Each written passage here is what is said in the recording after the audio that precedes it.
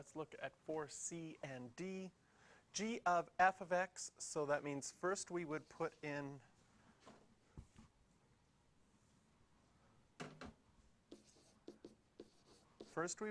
f of x, and f of x is equal to x plus 3.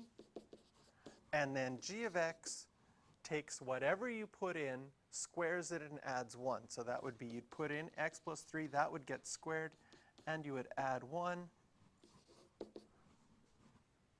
And so what would happen is that you would get, oh, that's kind of cool. Anyways, you would get x squared plus 6x plus 9 plus 1, or x squared plus 6x plus 10 if you expanded it. Now, you have two sort of forms. The equation gives you two sort of forms of it. If you recognize this from grade 11, that's your vertex form of your equation. So as far as graphing it goes, this is already the vertex form. And so we could move that graph 3 to the left and 1 up. The parabola would be going up, and this would be your graph. If you had expanded it and got x squared plus 6x plus 10, that's harder to graph. You can't use your transformations. And then you would probably have to think, how do I get it back into this form from before in order to solve it?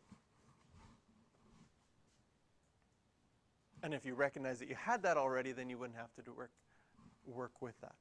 Now in D, g of x, so we would start with g of x is equal to x squared plus 1.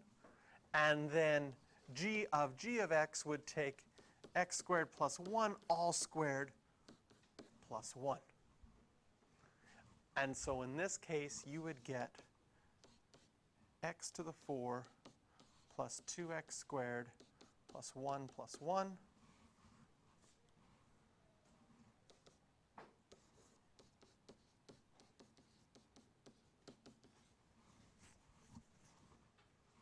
So this is an x to the 4 graph. If we think about our polynomials and we're just trying to sketch this,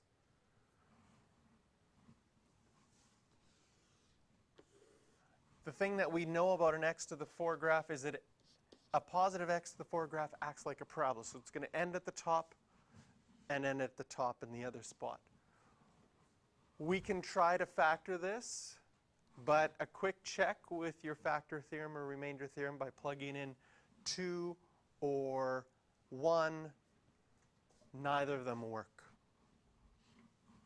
And so what we have here is something that most likely would be expected if you wanted to have detail to type that into your graphing calculator. The only thing you can do right now is do some table of values. For example, I know that it's going to go through 0, 2. If I plugged in 1, I would get 1 plus 2 would be 1, 5. Negative 1 would also give me 1, 5. So it seems like it's looking something like that.